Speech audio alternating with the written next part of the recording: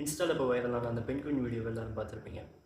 எல்லாரும் போகிற வழியை விட்டுட்டு ஒரு பென்குயின் மட்டும் தனியாக மவுண்டைன் நோக்கி நடக்க ஆரம்பிச்சிச்சு. சோஷியல் மீடியாவில் அதை பார்த்து எல்லாருக்குமே டிஃப்ரெண்ட் பாயிண்ட் ஆஃப் வியூ. அது கன்ஃபியூஸ்டாக இருக்குது, அது மிஸ்டேக் பண்ணுது, அது தன்னோட டேரெக்ஷன் பார்க்க போகுது, ஏன் சில ஏகேவை பார்க்க போகுதுன்னு கூட சொன்னாங்க. பார்க்குற எல்லாருக்குமே different point of view. Welcome to episode 4 of learn from my mistake. 2007 எடுத்த encounters at the end of the வேர்ல்டுங்கிற இந்த டாக்குமெண்ட்ரியிலேருந்து இந்த வீடியோ இப்போ ரொம்பவே வைரலாக இருக்குது.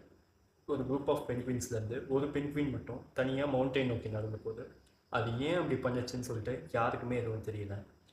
பட் அதை பார்த்தப்போ எனக்கு தோணுன விஷயம் என்னென்னா, ஃப்ரீலான்சிங் ஸ்டார்ட் பண்ண புதுசில் நம்மளும் அந்த பென்குயின் மாதிரி தான். டூ மெனி ஸ்கில்ஸ் கற்றுக்கிட்டேன், கண்டென்ட் க்ரியேஷன் கரெக்டாக பண்ணல, 1 இயர் எனக்கு கிளைண்ட் கிடைக்கல. இதெல்லாம் பார்த்துட்டு நிறைய பேர் நான் மிஸ்டேக் பண்ணுறேன்னு சொல்லி சொன்னாங்க. எனக்குமே தெரியாது நான் சரியாக பண்ணுறேன்னா சக்ஸஸ் ஆகனா என்னென்னு.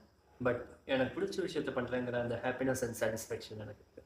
ஒரு ட்ரூத் என்னென்னா, மிஸ்டேக்குன்னு சொல்கிற நிறைய விஷயம் ப்ராசஸோட ஒரு பார்ட்டு தான். நீங்களும் உங்களோட டைரெக்ஷன் நோக்கி போயிட்டுருக்கலாம், இல்லை அதுக்கான ஸ்டெப் எடுக்கணும்னு யோசிச்சுட்ருக்கலாம். யார் என்ன சொன்னாலும் சரி, இங்கே நிறைய பேர் எடுக்க தயங்குற ஒரு விஷயத்த நீங்கள் தைரியமாக ஒரு ஸ்டெப் எடுத்துருக்கீங்க. சில பேருக்கு உங்கள் ஜேர்னி புரியாது.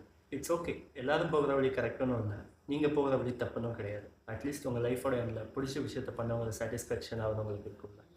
All the best for your journey. Next எபிசோடுக்கு மறக்காமல் ஃபாலோ பண்ணிடுங்க. Wait a minute.